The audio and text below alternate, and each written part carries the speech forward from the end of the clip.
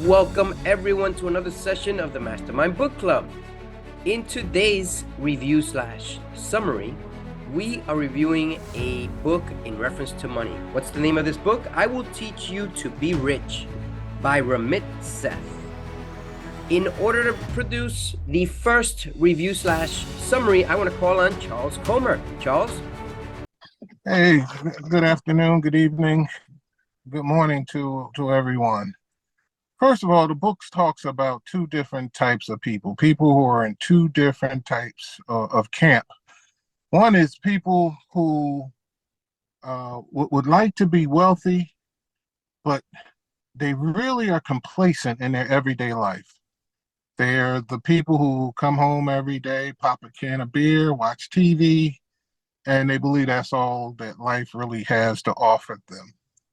The book also talks about the other type of people, which would sort of be your people who are somewhat, I guess, reluctant to take a risk, people who are reluctant to take a chance. They suffer from analysis paralysis. They are constantly looking to get things done, but they never take action.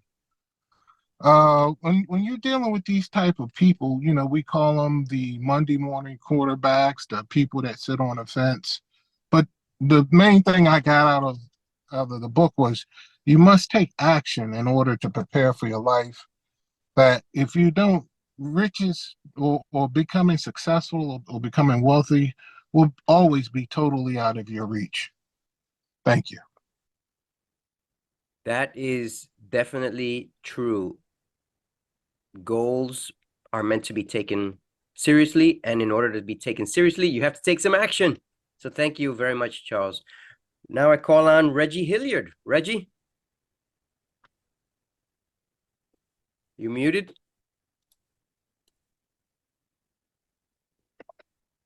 Reggie?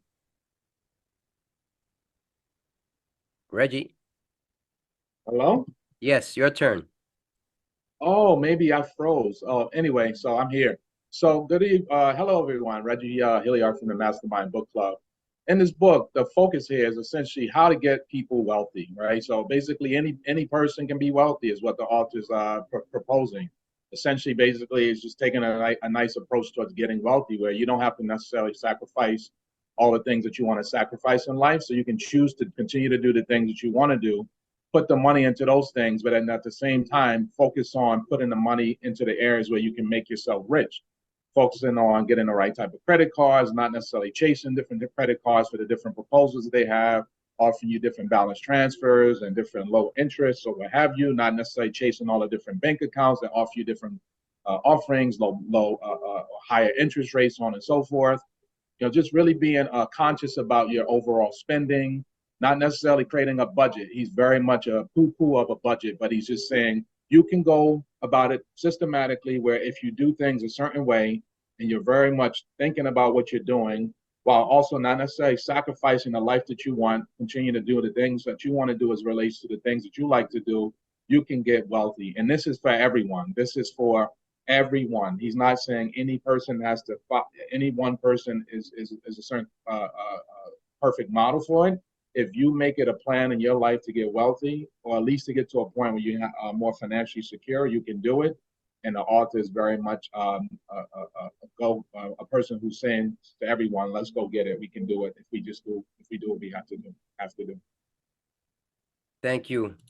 And that is true, that as long as you get going, you can do what you have to do. Very, very important. I just want to add one thing. There's, at the end of this book, Ramit Seth talks about the 60% solution that is given by a person by the name of Jenkins. And that, what does this 60% solution mean? It means living on 60% and saving 40%. Now, 60% of your income should be applied to everything: food, water, shelter, utilities, clothing, transportation, insurance, cable, subscription, memberships, taxes. So any expense, it should be into that 60%. Now, the other 40%, what do you do? 10% to retirement savings, 10% to long-term savings, 10% to short-term savings, and 10% for fun money. Now, I do question this a little bit because for some people, tithing is important.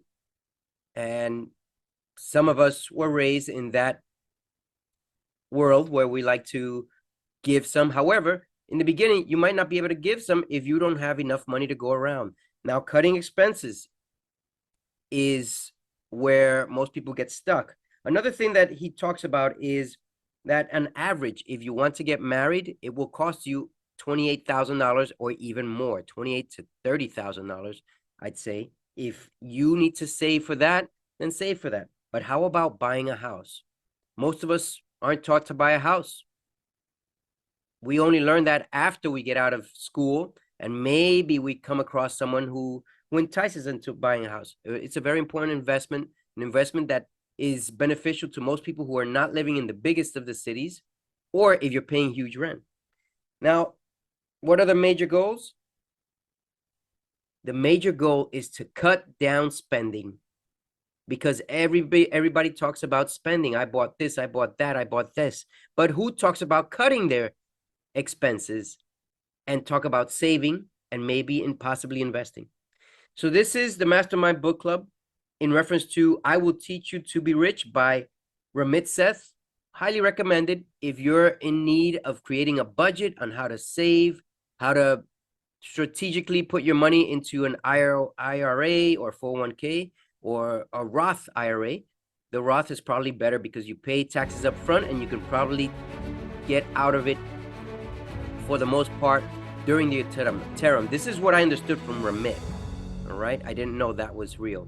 So again, the Mastermind Book Club signing off until next week, where we'll review another empowering book. Thank you.